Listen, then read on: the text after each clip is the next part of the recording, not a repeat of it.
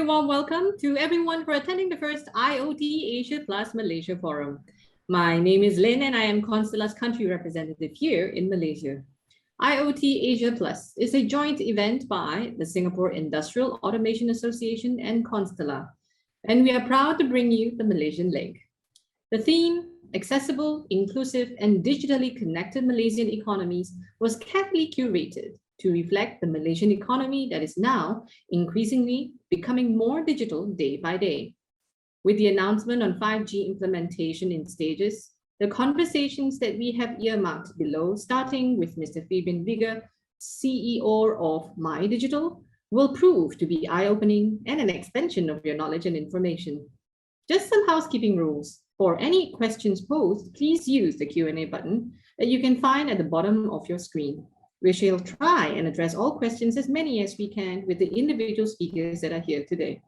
Before we proceed, we have an introductory poll that we'd like you to answer. This will help us greatly in assessing the topics and themes that we can curate for IoT Asia Plus in March 2022.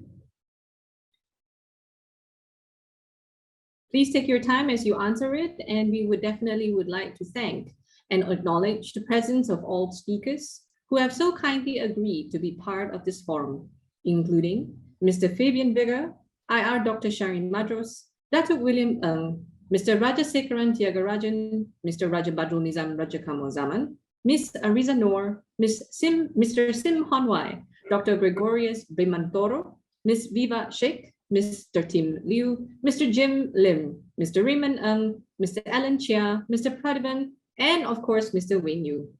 The lineup of speakers range from unicorns to game changers to influential speakers and orators. We are most humble in your acceptance to be part of this lineup. To all who have answered the poll, thank you very much. And with that, I'd like to introduce to you Mr. Fabian Bigger, the Chief Executive Officer of My Digital, the Strategic Change Management Office under the Economic Planning Unit headed by YB Datuk Sri Mustafa Mohamad in the Prime Minister's Department. Fabian was the former Undersecretary for Policy and International Relations in the Ministry of Health, Director of the Civil Service Delivery Unit in the Prime Minister's Department, and the Director for the National Key Economic Area, Low-Income Households in the Performance Management and Delivery Unit, Pemandu, under the Prime Minister's Department. Whilst Pemandu, he was also temporarily assigned to the Presidential Delivery Bureau for the Republic of Tanzania back in 2014 for 5 months. In his current capacity as the My Digital CEO since April 2021, his mandate has been to drive change, management, and ensure the successful delivery of the Malaysia Digital Economy Blueprint. My Digital is also the main secretariat for the National Digital Economy and 4IR Council, chaired by the Prime Minister. Fabian also sits on the Consultative Council on Foreign Policy, chaired by the Minister of Foreign Affairs, Malaysia. Fabian, in his keynote, will address the milestones and findings on the Malaysia Digital Economy Blueprint. Many of us might wonder where exactly we are with all the blueprints that have been launched these last few months. And this session is for sure a presentation that we believe will shed some much needed light. Without further ado, we welcome Mr. Fabian Bigger to the stage. Welcome, Fabian. Thank you, Lynn. Thank you for inviting me to share a little about the My Digital initiative. And good afternoon, ladies and gentlemen. May I have the first slide, please? Okay. If you can see the slide, our quest to become a high-income digital nation is not new. Our journey started all the way back in 1996 when the government introduced the Multimedia Super Corridor, and to make ICT, or Information and Communication Technology, the backbone in driving innovation and socio-economic development. Of course, the MSC attracted ICT investments, resulting in setting up more than 500 technology companies in Cyberjaya. Since then, we have a few initiatives that were introduced over the years. So we have the National Broadband, Big Data initiatives, National IoT Roadmap, E-commerce Roadmap, and so forth. Besides the main initiative I mentioned earlier, we also have various initiatives related to ICT and digitalisation that were developed and introduced by the government to spur economic growth, and is in various ministries. And all these policies also play a role in in embracing digital economy with which proves our government's commitment to grow the digital economy in Malaysia. Over time, there is also a need, if you look at it, to consolidate all these, and hence at the end of last year, actually, in November 2020, for the very first time, the National Digital Economy and Fire Council actually set. This is to ensure policy coherence and also streamline implementation of initiatives. Okay, next slide. So, as a result, both the Malaysia Digital Economy Blueprint and the National 4IR policy was launched sometime this year, one in February and one in July. They come, with various initiatives. You can see a slew of initiatives there, and some are actually ongoing initiatives, and some are new. Ongoing means it comes with fresh reframing and so forth. Okay, next slide. The ultimate goal actually is to ensure that we become a regional leader in digital economy that is inclusive, responsible, and our growth or socio-economic development is sustainable in line with SPV or the Shared Prosperity Vision of 2030, of course, the UN, SDG, as well as the 12 Malaysia Plan. Okay, so by 2030, we aim to be a regional leader in digital economy, again with those inclusivity and sustainability objectives. And there are 6 areas we're looking at, of course, to have an agile and data-driven government, to be innovative, to have innovative digital economic growth, seamless digital connectivity, fit for purpose talent, digital talent, secure and trusted environment, digital environment, as well as digitally responsible and inclusive society. Okay. Can we have the next slide, please? Okay. Of course, this slide shows some of the targets, but although it's a 10-year blueprint, our initial target is for the first 5 years, which is in line with the 12 Malaysia Plan. In terms of for the rakyat, opportunities for the rakyat, we are talking about 500 new jobs, 100% household with access to internet connectivity, or students have access to online learning. In terms of businesses, our initial target in the blueprint, if you look at it, was supposed to be 22.6 of the digital economy's contribution to the GDP.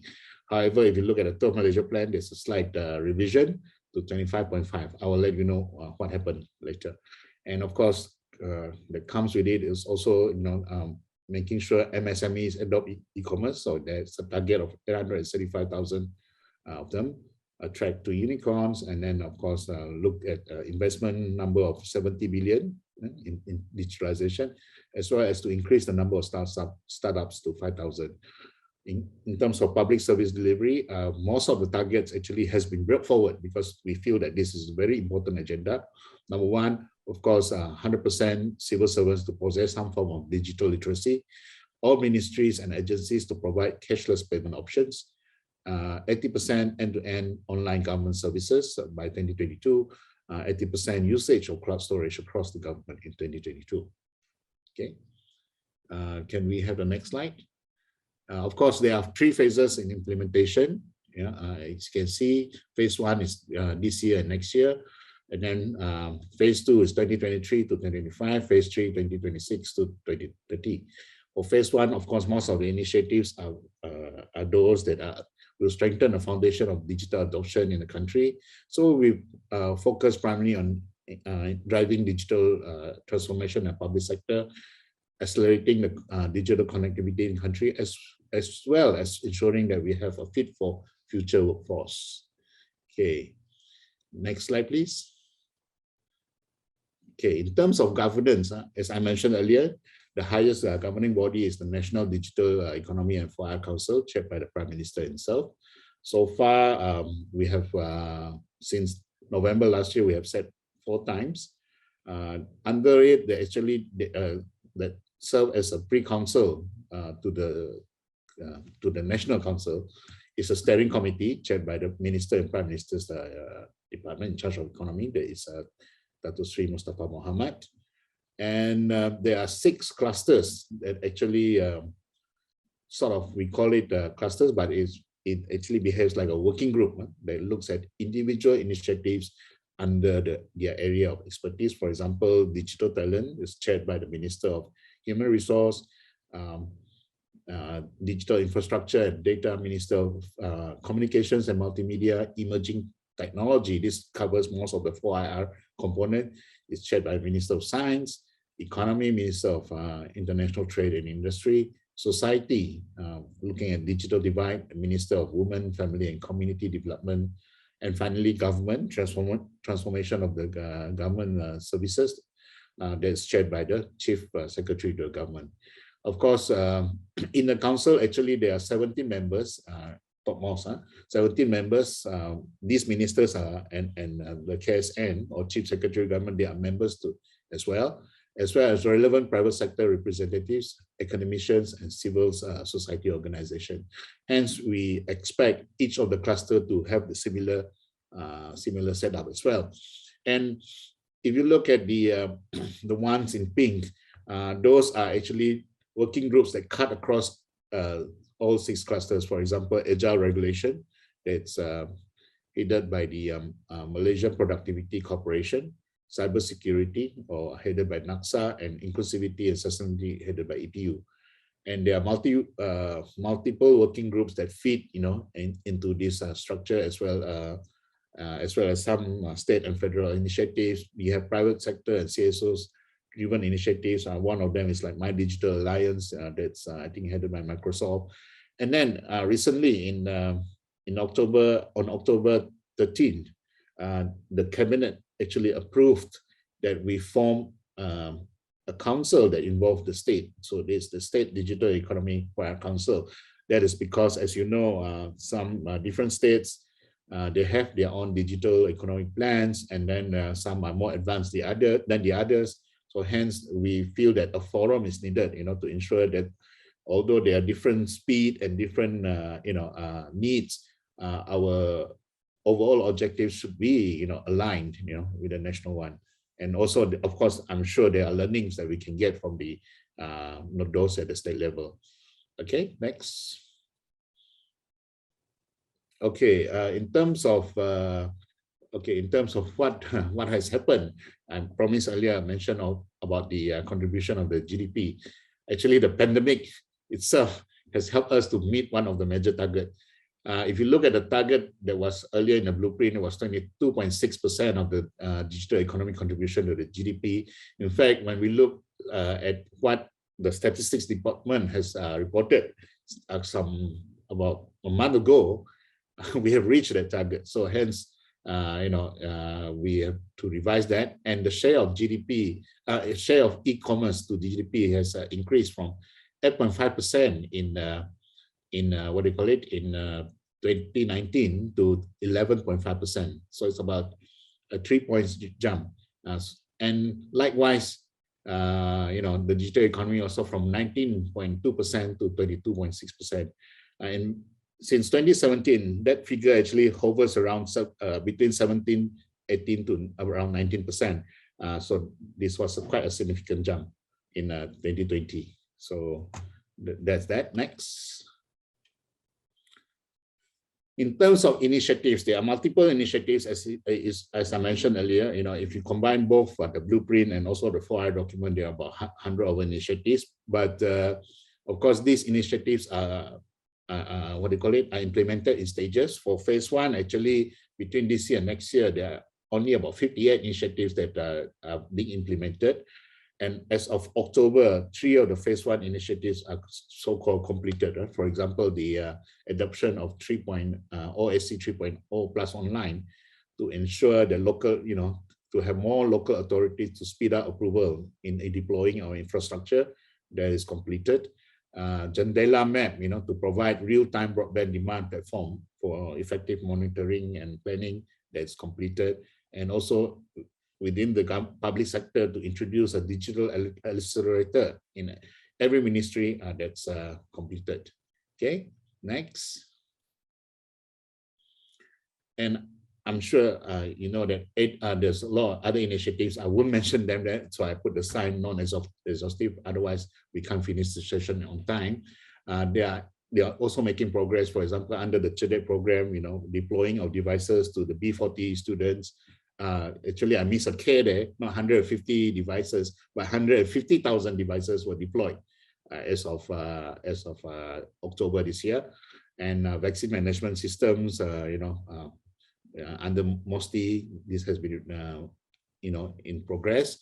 And for cashless payments in government, actually, what was reported by Mampu, 78% of the federal government departments already have cashless payment options. And Jendela phase 1, I won't go into detail, sorry, it's a bit small, but this report has been released by MCMC. You can look at it, you can download it. And then in terms of IoT usage by agriculture agencies, we have the, I don't know how to pronounce this, Geopedi. And then for e-commerce onboarding, these are some of the achievements recorded by both MDEC and the relevant agencies. Next. And other milestones that that were announced or implemented, after the launching of the My Digital Blueprint. Of course, the establishment of the Digital Investment Office. This is an investment office that which is actually manned by MIDA, MDEC, and some of the IPAs. It's not a new department, but more of a collaboration between the various agencies in capturing digital investment. Then you have the PUPOK program, which is actually Program Pemekasan Pendigitalan, Peniaga Kecil and Sederhana and Kecil. This is for MSMEs. And then we also engage some of you during the Digital Economy Blueprint engagement there. We also run a series of webinar on digital talent in Malaysia. And then, of course, recently MOSTI announced the ecosystem for startups, the blueprint for startups. And then in My Digital also, there's a group looking at the legislative and regulatory framework for digital economy and for IR. And as I mentioned earlier, there is this state federal collaboration platform. And then MDEC has announced the National E-Commerce Strategy Roadmap 2.0. And finally, communication service is now classified as a public utility. Of course, there are many more that I'm not able to mention on time. As for next year, as you can see in the budget, there are, again, non-exhaustive, there are few initiatives or few items that have been announced in the budget, and many more than this. And then, of course, again, next year, another thing that we are seriously looking at is, because it's the end of phase 1 of the blueprint, and we seriously need to relook and reevaluate what we have done so far. Okay, for that, I think I'm out of left few seconds for me to say thank you very much.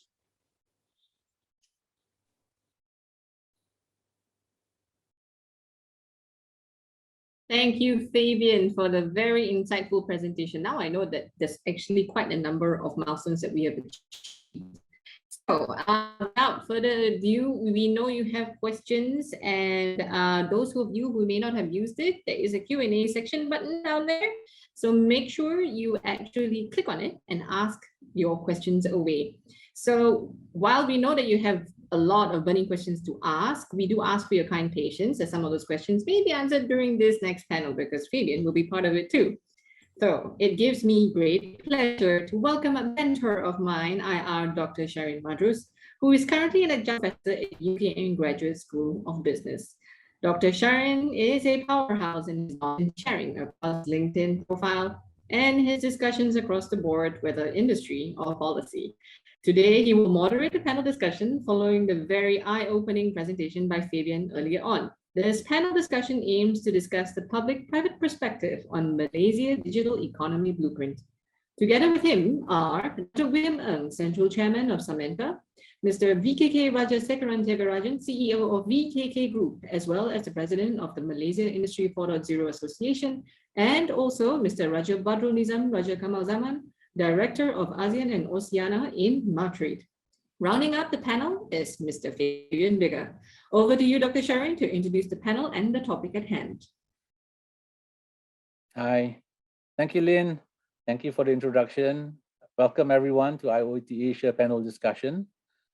We've just heard from Mr. Fabian about the Malaysian Digital Economy Blueprint. So in this session, what we will do is we'll hear the perspectives from the private and the public sectors on the Malaysian Digital Economy Blueprint, what it means to the industry and what it means to the economy. It's interesting to see that digital economy is so important, and yet we have grown the need to drive it because of COVID-19. But the back end to this is there's so much more to COVID-19 and why we need to move into a digital space. Now, for those who are not aware, despite Mr. Fabian's very broad layout about the Malaysia Digital Economy Blueprint, the vision, the purpose of this digital blueprint are twofold. One is about making Malaysia to become a regional lead in digital economy. And secondly, is to achieve this inclusive, responsible, and sustainable socio-economic development. Two big thrusts that we wish to achieve from this major Malaysian Digital Economy Blueprint. Out of this blueprint, there are three main objectives. One is to encourage the industry players to become creators, users, and adopters of innovative business model. Secondly is to harness human capital to thrive in the digital economy.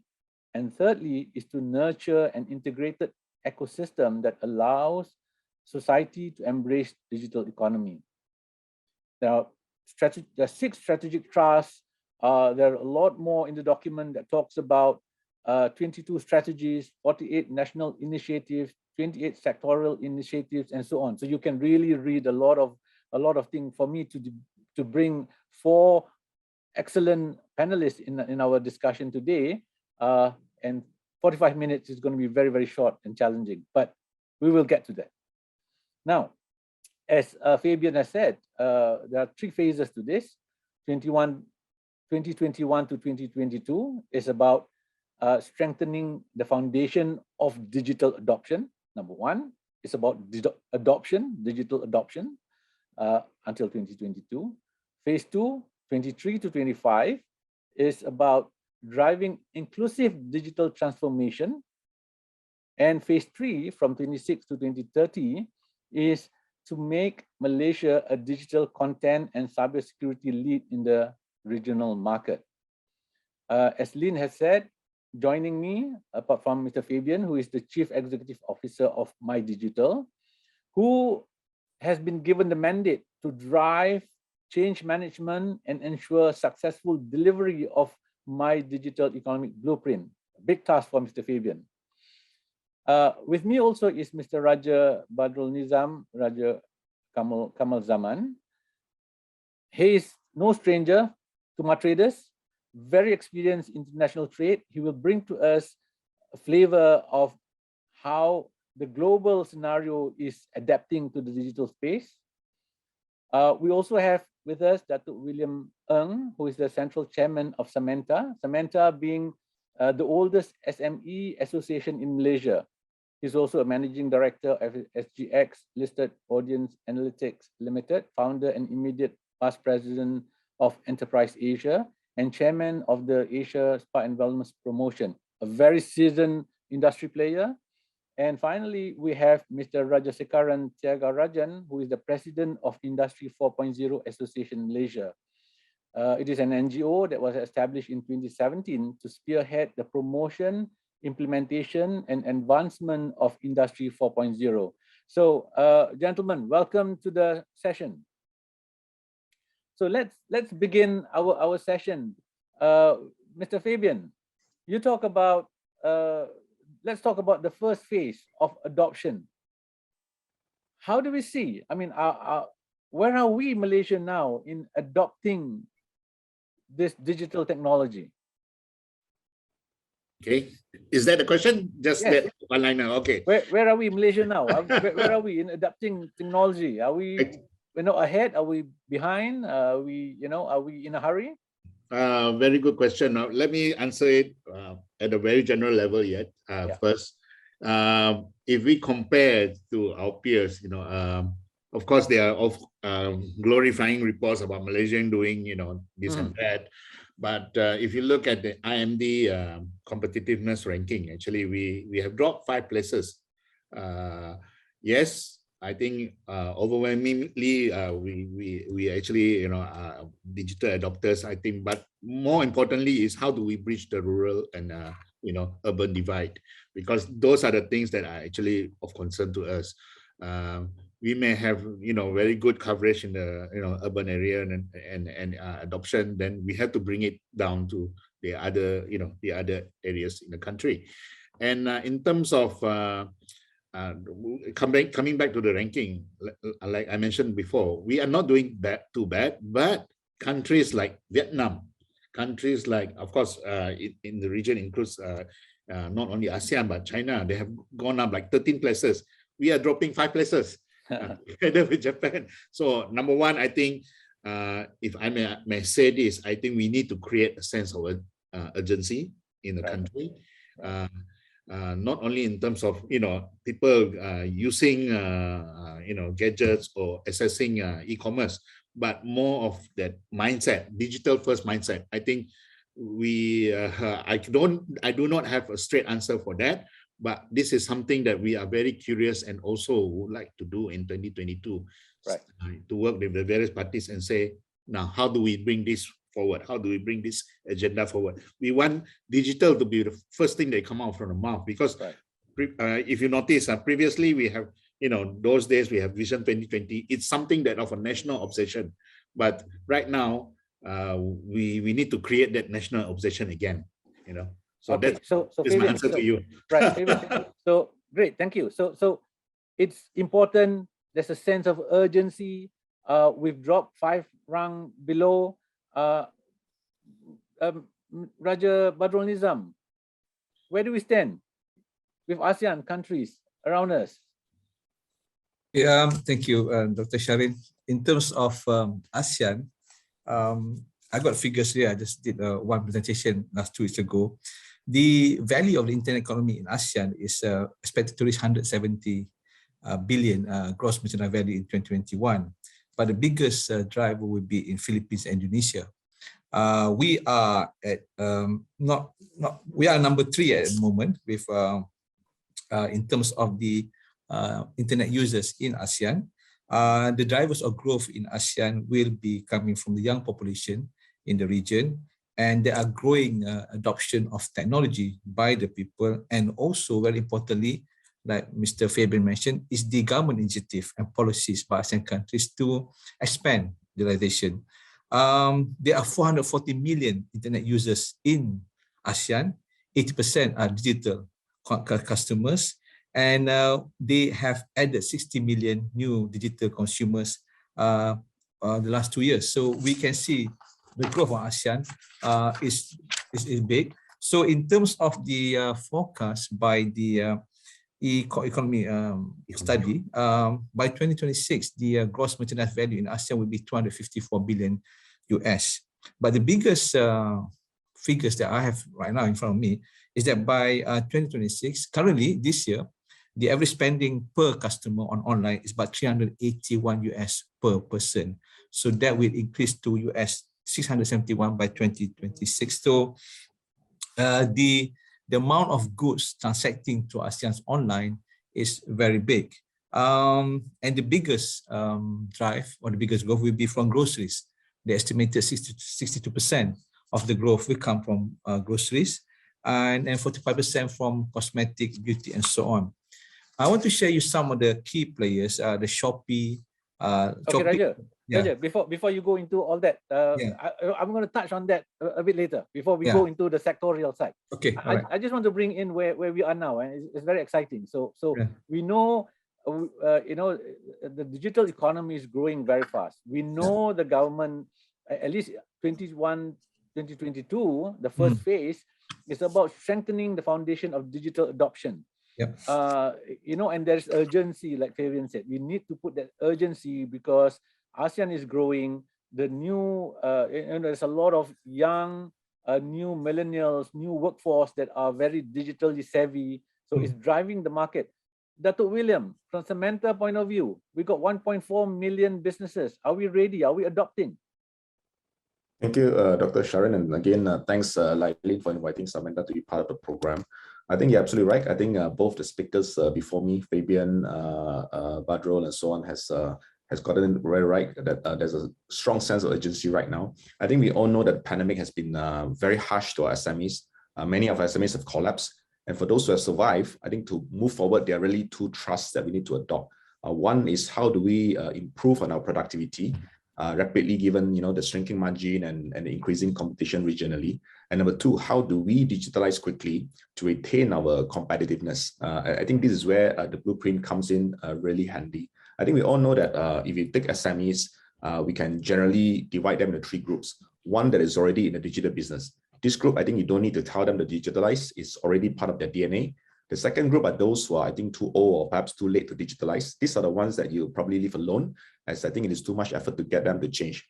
Then there is the majority of the SMEs who are in the various stages of digital transformation. I think these are the ones that I think we need to really put all effort that we can to target and help. Frankly, left alone, I think the market and especially all the vendors, some of whom might be in the room today, can easily ensure that the SMEs are digitalized. With or without, I think the blueprint, you'll see there's going to be a gradual transition to digital. But I think this is where the blueprint comes in. How do we accelerate this process from zero to all the way to hitting all the targets that Fabian talked about earlier on? Right. So I want to bring Mr. Rajasekaran here. You're the president of Industry 4.0 Association. You help companies, you spearhead in the promotion, implementation of the Industry 4.0. How do you see? I mean, are we currently in a hurry? Are we adapting? Is the public like what Mr. Fabian is saying? Is the public putting this on a burning platform and the sense of urgency? Do you see that? I do, actually. To be honest, Dr. Sharon, I actually want to bring back to 2018 when McKinsey did a study to show the digital adoption of technology, or like IR4 and all that stuff, was to the fact that it was only less than 24% in the whole region itself. But in their current study in 2021, they have now realized that they are 3 times likelier to actually develop technologies for themselves so that they can actually adopt it within their industries itself. We have actually gone tenfold because the urgency is there. We feel that we are losing out in competitiveness. We realize that a lot of businesses are closing down because they're unable to interact with the outside world because of the lockdowns and all. And they need to tap into their resources of looking at the supply chain. You have to look at the digital infrastructure. How do they now perform better than they used to? Do you see any specific sector of the economy that is more, if you like, aggressive, or is it generic? Well, I would say in the agricultural side itself, like for example, I'm involved in the plantation of palm oil, right. And I'm in the midst of actually developing IoT devices to actually kind of look at the nutrient levels of each tree, and that would actually kind of put into a graph where I'm able to actually decipher whether my plantation is doing very well while I'm sitting in my office in KL. Mm-hmm. Why am I doing that? Because you never know when the government is going to say, that, look, we're not going to have can't cross the border and all the stuff. So we want to know exactly how the business is faring. And this is a tool where we really need to understand, because like it or not, we need to see ourselves developing for the problems that we have. Mm-hmm. And the solutions that's already there for using IoT or big data. Right. I want to bring Dato' William and Fabian on this. We saw the urgency on moving into digitalization and adopting Industry 4.0. The reason COVID is the black swan. Yeah, nobody expected it, and to some extent, we reacted rather than we drive it ourselves. And is the reaction. People say that COVID is the best chief technology officer. companies have been trying to push for technology, and it was a slow take up until COVID comes in. Suddenly, everybody has to change. Now, so the question is this: what is the reason? I mean, what should be the reason for organizations to adopt digitalization? Is it because of COVID, or is it because the whole economy is changing? Is it because the economic landscape and the way we do things, to quote Dato William, to be competitive because of the labor makeup that's going to be changing? We cannot be dependent on foreign labor. What is the driver for moving? Because we know currently, especially under COVID, many small players, as you said, has suffered greatly. And suddenly now we are going out and say, guys, go and digitalize, whereas everybody is actually busy for surviving, just to survive. So what should be the mindset? Maybe Fabian, what should be the mindset from the government perspective, telling the industry player why you must change? Okay. In fact, the blueprint is actually not a response to COVID. In fact, it was conceptualized even before, COVID. In 2019, I think some consultants were already looking at it, with the help of, EPU, with the help of consultants. Of course, COVID happened and accelerated that, that whole thing. For me, if you look at digitalization, of course, that's the flavor of demand. That's, of course, promotes convenience, because, getting more convenient and efficient.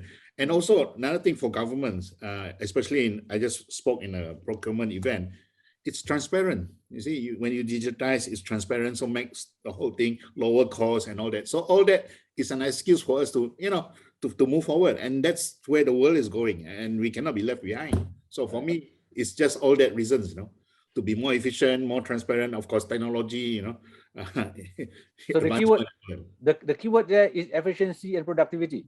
Yep. And transparency.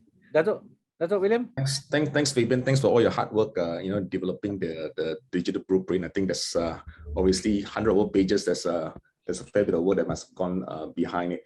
I think we all know that there are three groups of people again that basically survived the pandemic. One are those who are in the right industry at the right time. You don't really have to do much. You just do very well. Then the second group are those people with deep pockets who obviously also survive the pandemic. And the third group are those who actually were quick in digitalizing their business and somehow also survive the pandemic. I think because of that, I think we see how important digitalization is to surviving and thriving against the pandemic. I think that is the first point. But since Fabian is here, I would also like to add in a couple of input as to how do we get the SMEs to adopt even faster to digitally. I think first of all, I think in your digital blueprint, you have this thing called digital champion. I think that is absolutely the right way to go. Many SMEs are still, despite all this news and development, hesitating to go digital. However, if you can see leaders in the respective trades, I think it will really speed things up considerably. For example, in the hardware business, you can get one guy, preferably the industry leader, to go fully digital from purchasing, inventory, sales, marketing. I think then you get the rest of the industry to basically follow suit. Secondly, for digitalization to work, I think you must make it financially painless for SMEs to adopt. I think the cloud-based solutions are helpful, but I think more low-cost financing and matching grant can also be helpful. Right now, I think the most common grant that SMEs are taking is the matching grant by MDEC through BSN. That's 5,000 ringgit, and you know that is frankly not much help. So my take is this: instead of giving money selectively to champion unicorns, which again is in your digital blueprint, I don't even know why they're our priority, but I think we should instead take those money earmarked to attract so-called unicorns and startups and give it to our SMEs and help them digitalize. And when I say give, I don't mean more grants, but how do we use this money to subsidize interest rates so that the SMEs that can then finance their own technology acquisition? I think that could be one way if you really want the SMEs to go quickly into digitalization. And third, I think this is quite crucial, is that just as we are trying to get the SMEs to digitalize, we should also be building indigenous brands and local heroes rather than just training our companies to be middlemen and resellers of basically foreign cheap products. For example, MDEC, and I'm not sure if anyone is from MDEC is here in this room. MDEC is doing a fantastic job to get SMEs online. But the problem is this: instead of helping SMEs build our own indigenous capability, we're taking perhaps a shortcut, maybe the wrong word, and we're giving instead money to SMEs to pay people like Alibaba, Lazada, Shopee to basically sell on their platforms. These are all great, but the question is, why are we, number one, supporting these foreign-owned monopolies, and number two, what happened when your entire digitalization policy or digitalization strategy relies on these three vendors? What happens if these people simply mark up, their margin overnight or their commission overnight? What happens to our SMEs? So I think what we really need to focus on top of getting our SMEs on board this platform, is really how do we build our indigenous platforms, and at the same time, how do we teach our SMEs to be more digitally savvy? I think these are my three input that perhaps, I'm sure Fabian must have heard this multiple times, but just want to say that again one more time. Thanks. Brilliant, Dato'. I think very, very timely for me to bring Raja Badrul Nizam into this. I mean, Matrade has been doing a lot of championing, our SMEs into e-commerce and so on. So, I mean, one point that Dato' William, you brought about is really looking at connecting the dots, looking at the entire value chain. Yeah, I mean, you're talking from the finance, you're talking about developing the platform, finding, if you like, a local unicorn that can really spearhead, bring the whole troop outwards and so on. Maybe Raja Badrul, maybe you can share with us, has it been effective? I mean, we have mid-tier, we have a large corporation. Are we doing all of that to help? How does that, I want to link that with you and Fabian as well. There's so, what Dr. William said as well. I mean, there are multiple agencies. Is that confusing enough? Should there be a single agency that spearheads all of this to coordinate? Well, yeah, Dr. Sharin, before I go to answer that specific question, I'd like to say about the National Trade Blueprint that the Prime Minister launched last month. It's going to define our trade policy for the next 5 years from 2021-25 with 8 strategic thrusts. One of the 8 is the strategic thrust 4 is in synergy with the Malaysia Digital Blueprint is harnessing growth through technology and e-commerce. So one of the recommendations, there are 40 recommendations under the National Trade Blueprint. One of the 4 is harness competitiveness through digitalization of supply chain and increase active participation of Malaysian exporters from SME in e-commerce. Now, under Matrade, we have undertake e-commerce since 2015, and we doubled that intake in 2017. In 2020, we from 2017 to 2020, the sales that companies has achieved through our e-trade program was 370 million reported by the SMEs under our onboarding to us, and we have with us 3,558 companies. I think Dr. Sharin, during your time as CEO, I think we have done a lot of activities in that. We're going to increase that in 2021 under the National Trade Blueprint, and under MIHAS, for everyone's information, was the first totally virtual MIHAS that we did this year, and we had more foreign exhibitors than we had local one. More foreign companies were participating virtual platform under MIHAS, and we have reached out to new markets like Guatemala, Colombia, Mexico, Panama, who had never heard of Malaysia before, but because the platform and all the marketing done our Trade Commission office, they were able to buy products from Malaysia and other exhibitors through the MIHAS platform. So the connection is good, the platform is good, like Dr. William mentioned that. We have signed a few platforms like Amazon, Shopee, Lazada, but these are the platforms that helps the SME to go in the markets, especially new markets like Ghana, Panama, and so on. And but the biggest market is China and ASEAN. So the next 5 years, we will see more companies through our program e-trade, but as well as working closely with the KKM ministry to strengthen our technology and also work with MDEC. MDEC will close slowly on startup as well. So we focus on export, but at the same time, working with other ministries to develop capacities. And through our e-trade program, we also have a marketing program where not only we help them to onboard, but we teach them how to, position their products, how to make it nicer, the pricing and so on. And some of the programs are undertaken together with Alibaba. So that is where we're going to go ahead for the next 5 years under the National Trade Blueprint. Okay, Raja, I want to bring Raja Sekaran here.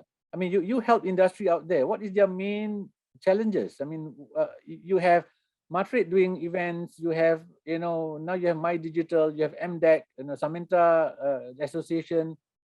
How do you go about helping industries, and who do you link them to? All right, so you have the system integrators. So pretty much they can come from the Malaysian context itself or foreign. And when you threw a question like, what are the problems that they actually see? Two things. They have the idea, they have the knowledge on how to do it, but they are finding it difficult to actually kind of implement it in this country because infrastructure is weak. So this is where something that, I think the government agencies will have to work in tandem to make sure that they are talking to each other. Like, for example, one of the cause for concern is basically if they want to roll out to the rural areas, how good is the infrastructure of telco companies? So infrastructure is a challenge number one for adopters. Because information needs to travel in real time now. So they have to understand what is the concern there. And second, basically, they are struggling to find talent for their industry itself. Take, for example, these days, I think there are a lot of startups and fintechs that are coming on board. They realize that the issues in the companies itself where they can actually be able to help them. But the only problem is that they don't have enough talent pool to actually source out developers. Okay, can I just stop you there, Rajesh Karan? Fabian, government agencies are tackling all of that, I understand, right? I mean, you've got MDEC looking at talents, you've got Talent Corp looking at talents, and yet we still have talent challenges. How are we actually looking at adoption? Yeah, that's why, okay, thanks, Dr. Sharin. That's why actually, remember when I showed that the journey roadmap, you have various, what do you call it, blueprint and announcement made before, and it was under various committees and agencies. So what has happened last year is we wanted to streamline that. So a lot of the committees, various different committees are now more or less, I wouldn't say the word abolish, but absorbed under a national council, so that all these issues can be shared across agencies. Because you probably, taking the cue from Rajesh Karan, if you want to roll out certain programs, you have to ensure the connectivity is there. So we have MDEC, we have MCMC sitting in the same room, so that they can discuss this. So that's our intention to do this. Of course, it's not an easy task, but we are getting there.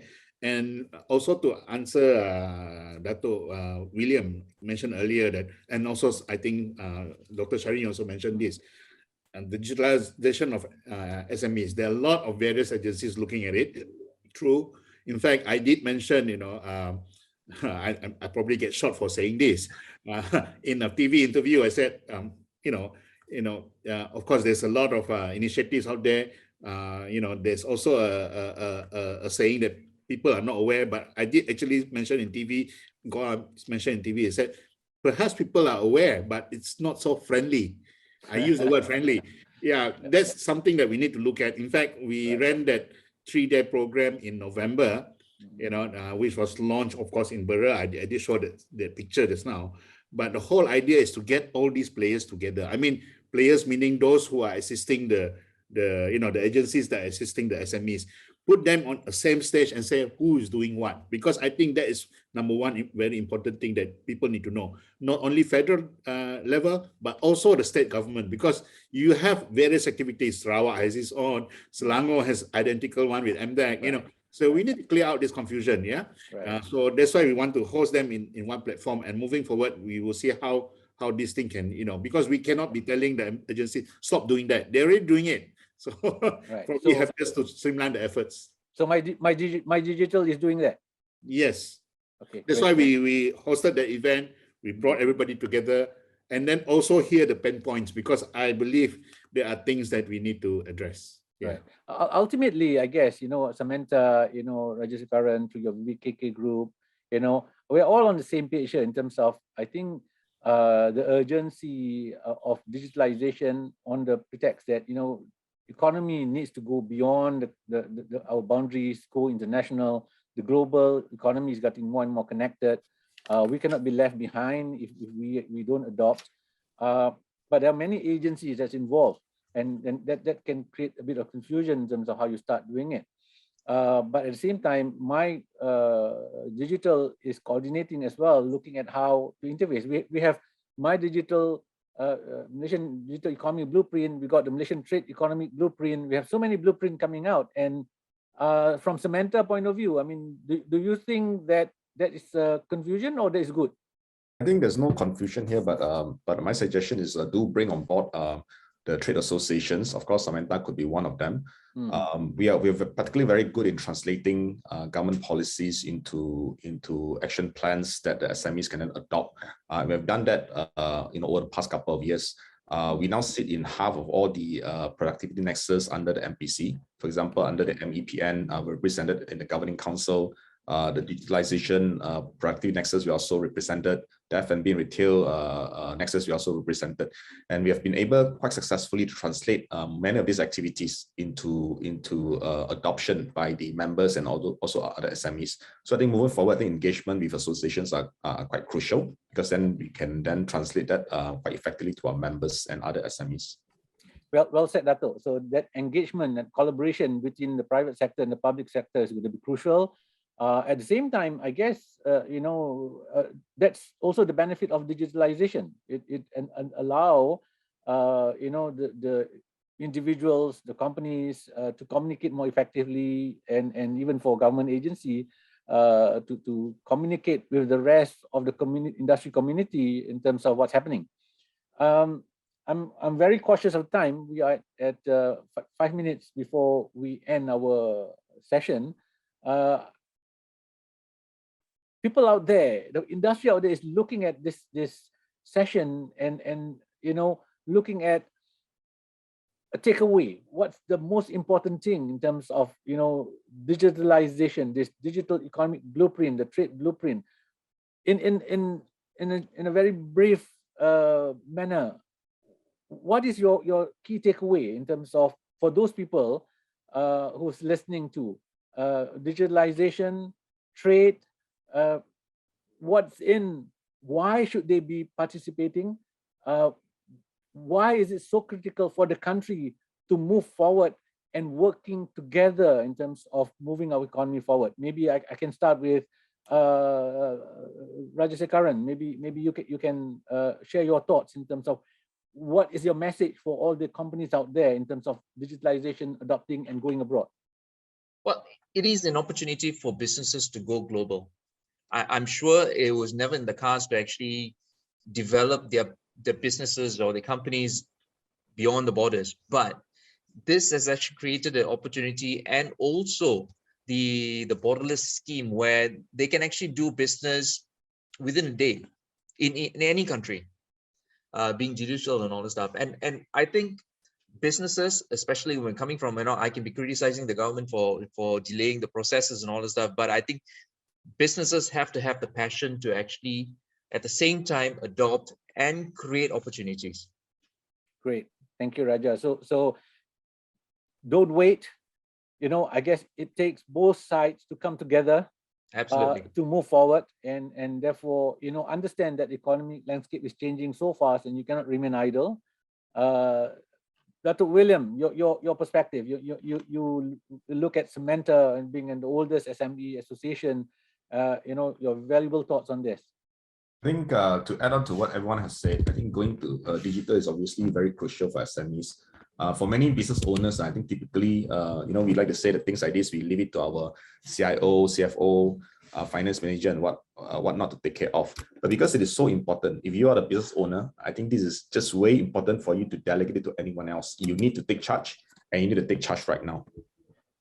Brilliant. So leadership from the organization is going to be very, very important in terms of realizing the change.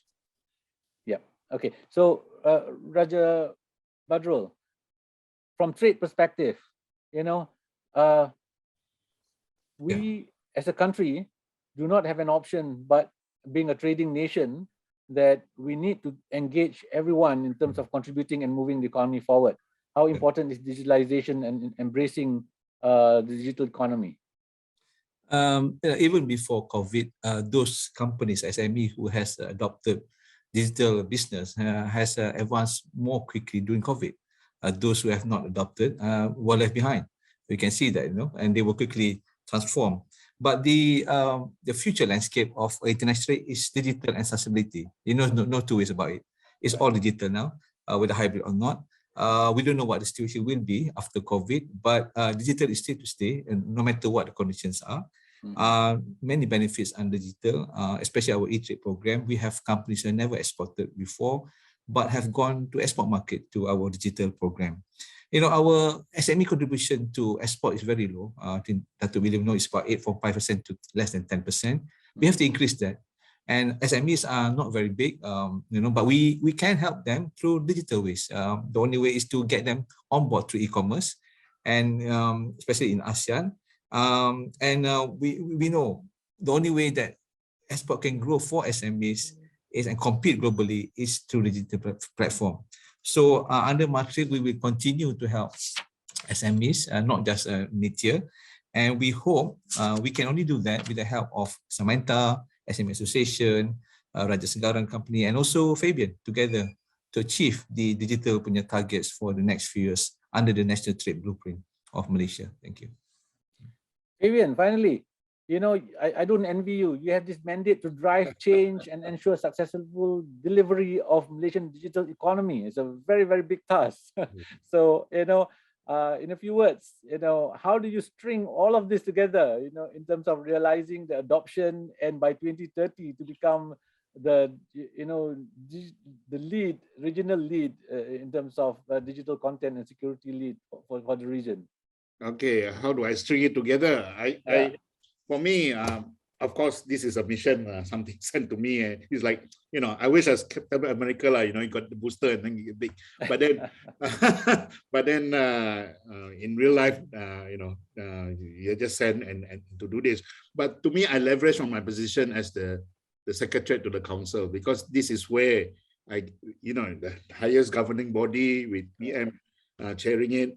This is where we sort of use the council to actually deliberate on certain matters, bring in the agenda so that things get surfaced. So this is how I look at it, using the council as a place to deliberate certain issues. And if it's not surfaced enough, we will do it. So I also look forward to working with the various groups. In fact, some of the members here, some of the people here are also called to the council every now and then, different government agencies, to actually to present their position on certain things. And I also look forward to the trade associations. We do engage some, but not all. But we also did have the so-called engagement day, which we did in July, and we actually getting feedback from all the various especially the private sector, various quarters, because some of them say, please do not reinvent the wheel. Okay, we take note, so that we don't have to duplicate the efforts of the private sector as well. Yeah. Thank you, Fabian. Thank you to all the panelists. There you have it. I know this topic is so wide and so huge that 45 minutes doesn't do justice, and I'm sure there'll be a lot more sessions like this to enlighten all our participants and industry players out there. The Malaysian Digital Economy Blueprint and vision for Malaysia to become the regional lead in digital economy is a very big vision, and I think it's a very, very powerful vision that I think every Malaysian should embrace. And also it envisioned to have a very inclusive, responsible, and sustainable socio-economic development. And we've heard from all panelists, how much the organization, the association, the trade agencies, and all the various government agencies that should come together in terms of driving and to realize this vision of Malaysia becoming a regional lead in digital economy. There's no two way about it. There's an urgency about it. The whole country that is so dependent on trade is going to rely on multi-channels and more effective way in reaching out to new markets. So there you have it, friends and all listeners out there. Our industry is in need to change the way we do things, and I think the Digital Economy Blueprint is so timely, together with all the trade blueprint and among the collaboration among the industry, the private sector and the public sector is going to be crucial in our country to move forward. With that, thank you so very much. We've just passed 2 minutes our time. Again, to all the panelists, Datuk William, Raja Sekaran, Raja Badrul Nizam, and Fabian, thank you so much. Thank you. Thank you. Welcome, Thank you. everyone. Thank Over you. to you, Lynn.